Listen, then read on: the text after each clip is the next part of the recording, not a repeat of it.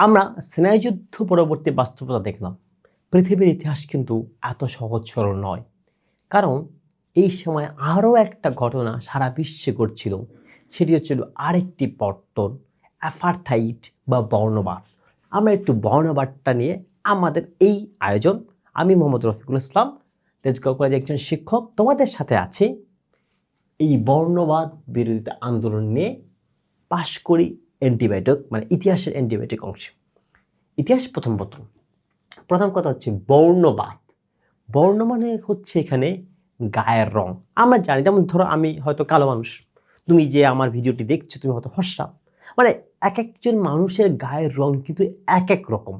এই যে গায়ের রং দিয়ে যে জাতিগত পরিচয়, যেমন নিগ্রো বা আফ্রিকার কারো কথা বললে আমরা বুঝি একদম কালো কুচকুচে, তাই না?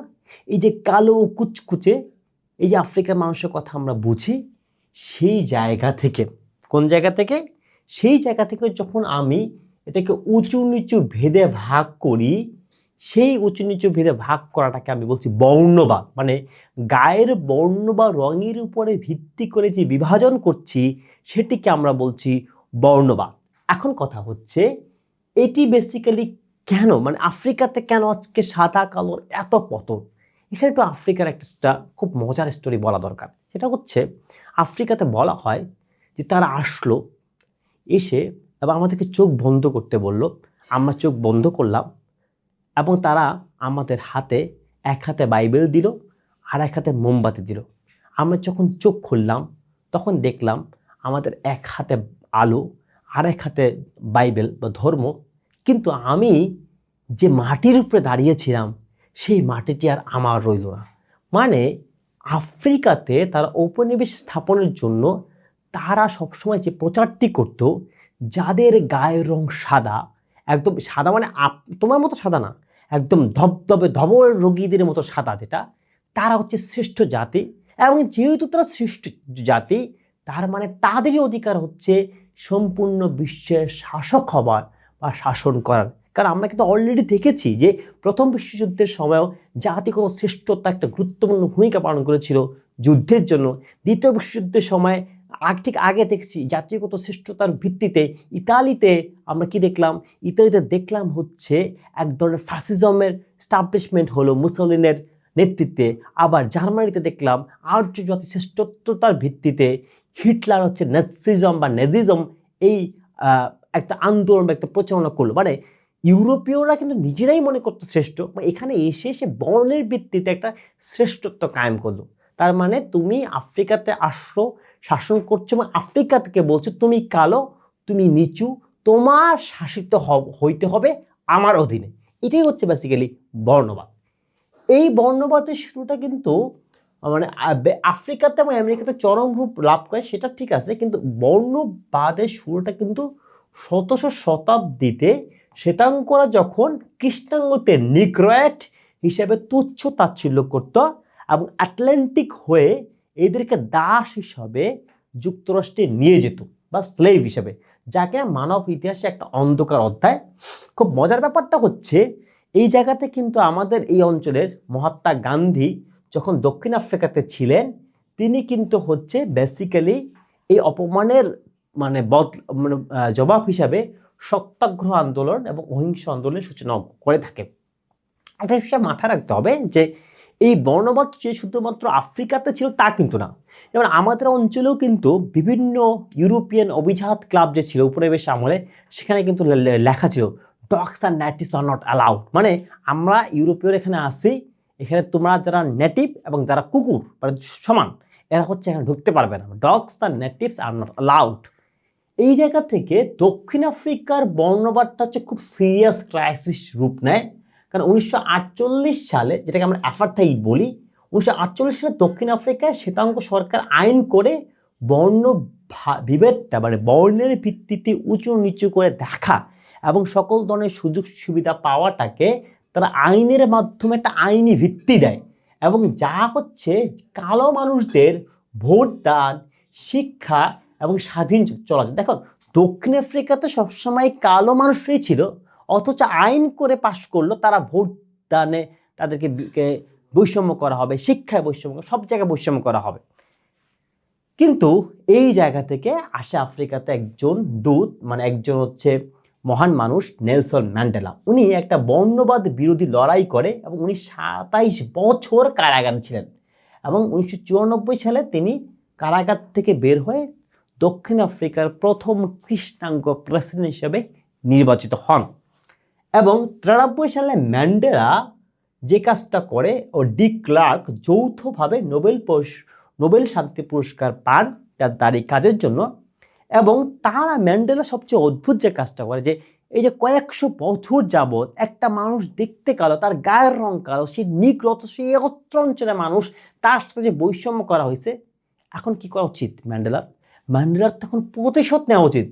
মজার ব্যাপারটা হচ্ছে ম্যান্ডেলা হচ্ছে তাদেরকে ক্ষমা করে দেন। এই জায়গা থেকে আমাদের সে ক্ষমা এবং সমঝোতার একটা রাজনীতি তারা বেছে নেয়। এবং পরবর্তীতে এই যে আফ্রিকাতে যে বর্ণবাদের সমস্যাটা ছিল, সেই একই সমস্যা কিন্তু যুক্তরাষ্ট্রেও ছিল। কারণ যুক্তরাষ্ট্র যখন আফ্রিকা থেকে কালো মানুষদেরকে বা দক্ষিণ আফ্রিকার নেটিভদেরকে নিয়ে যাচ্ছে দাস হিসাবে, তারা কিন্তু একটা সময় গিয়ে আমেরিকার একটা সিগনিফিকেন্ট পরিমাণ জনসংখ্যায় পরিণত হচ্ছে, কিন্তু সেখানেও তো তারা ন্যূনতম নাগরিক অধিকার পাবে না, কারণ তারা কালো। এই জায়গা থেকে যুক্তরাষ্ট্রে আসেন আরেকটি মানুষ, যার নাম হচ্ছে মার্টিন লুথার কিং। উনি খ্রিস্টানদের মানবাধিকার দাবিতে অহিংস আন্দোলন পরিচালনা করেন, যেটা কিনা অনেকটা মহাত্মা গান্ধীর অহিংস আন্দোলন দ্বারা ইন্সপায়ার হিসেবে ধরা হয়। এবং তিনি 1963 সালে একটা বিখ্যাত ভাষণ দেন। ভাষণটার নাম হচ্ছে আই হ্যাভ এ ড্রিম। যে ড্রিমটা হচ্ছে একটা যুক্তরাষ্ট্র যে কালোদের জন্য হবে, সাদাদের জন্য হবে। সেই যুক্তরাষ্ট্রের স্বপ্নটি দেখানো হচ্ছে মার্টিন লুথার কিং। কিন্তু দুর্ভাগ্য হচ্ছে মার্টিন লুথার কিং এর কারণে যুক্তরাষ্ট্রের নাগরিক অধিকার আইন এবং বর্ণ বৈষম্যকে নিষিদ্ধ করা হয়, কিন্তু মার্টিন লুথার কিং কিন্তু আততায়ী রাতে নিহত হয়। এবং আফ্রিকাতে নেলসন ম্যান্ডেলা এবং আমেরিকা, মানে এই যে যুক্তরাষ্ট্র, যে ইউনাইটেড স্টেটস অফ আমেরিকাতে মার্টিন লুথার কিং এর যে আই হ্যাভ এ ড্রিম এবং পরবর্তীতে আইনগত ভিত্তির মাধ্যমে এই বর্ণবাদ প্রথা বিশ্ব থেকে হচ্ছে এক ধরনের বিলুপ্ত হয়ে যায়।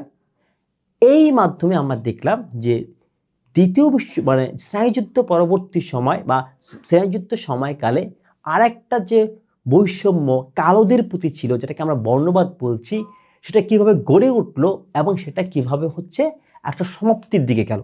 এবার আমরা চলে যাই যে ভর্তি পরীক্ষায় বা আমাদের সামনে যে পরীক্ষাটি রয়েছে, সেই সামনের পরীক্ষাটিতে এখান থেকে কোন প্রশ্ন আসতে পারে। Let's go for that. তার আগে বোর্ডটা একটু পরিষ্কার করে নেই। প্রথম প্রশ্ন হচ্ছে বর্ণবাদ কি, এটা হচ্ছে একটা এমসিকিউ। এরপরে দেখতে পারি কত ছাত্র থেকে নিগ্রো হিসেবে তুচ্ছ তাচ্ছিল্য করা হয় এবং তাদেরকে হচ্ছে ইউএসতে নিয়ে যাওয়া হয়, এটা হচ্ছে 2 নম্বর এমসিকিউ। গান্ধীর আন্দোলনের থেকে একটা প্রশ্ন আসতে পারে, 3 নম্বর এমসিকিউ। এবং 1948 সালের শ্বেতাঙ্গ সরকারের আইন এবং অ্যাপার্থাইডের আইনগত সূচনা থেকে আমরা একটা প্রশ্ন পেতে পারি। এবং নেলসন ম্যান্ডেলা খুবই গুরুত্বপূর্ণ, এখান থেকে আমরা 2টা প্রশ্ন আশা করতে পারি।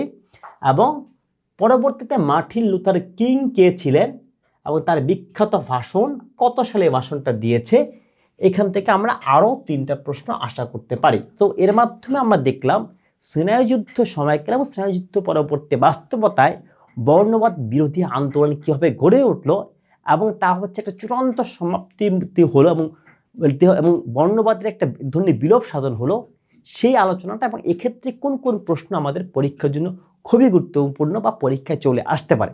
Now we should move toward what. আমরা এখন চলে যাব সবচেয়ে গুরুত্বপূর্ণ একটা এমসিকিউ আলোচনায়, যার মাধ্যমে আমরা আমাদের আলোচনাটি শেষ করব। Let's go for that. সেটি হচ্ছে দক্ষিণ আফ্রিকায় কয়েক দশকের বর্ণবাদী শাসন বা অ্যাপার্থাইড এর পতন ঘটিয়ে নেলসন ম্যান্ডেলা যখন প্রায় 2 দশকের বেশি সময় কারাগার থেকে মুক্ত হয়ে দক্ষিণ আফ্রিকার প্রেসিডেন্ট নির্বাচিত হয় কত সালে? সবচেয়ে গুরুত্বপূর্ণ 1994, রাইট? তার মানে এই এমসিকিউটা শিখলাম। এবং আরেকটা কোশ্চেন, যদিও আমরা একটু আগে আলাপ করেছি তারপরও রিপিট করি, সেটা হচ্ছে খুবই গুরুত্বপূর্ণ যে আই হ্যাভ এ ড্রিম এই ভাষণটি কে দিয়েছিল? ঠিক আছে, তো এর মাধ্যমে আমরা বর্ণবাদ সংক্রান্ত আলাপটি করলাম এবং কোন কোন প্রশ্ন পরীক্ষা আসতে পারে এবং সেই প্রশ্নের উত্তরগুলো কী হবে তা নিয়ে আমরা একটা বিস্তারিত আলাপ করলাম। যদি বর্ণবাদ থেকে ইতিহাসের অংশে কোনো প্রশ্ন আসে, আশা করছি এখান থেকেই আসবে। সবাইকে নিয়ন্ত্রণ শুভেচ্ছা। পাশ করি অ্যান্টিবায়োটিকের সাথে থাকবেন এবং আমরা শক্তিশালীভাবে বিশ্বাস করি পাশ করি অ্যান্টিবায়োটিক আপনাকে নিশ্চয়তা দিবে কাঙ্ক্ষিত প্রতিষ্ঠানে কাঙ্ক্ষিত বিষয় পড়ার জন্য। সবার জন্য শুভকামনা।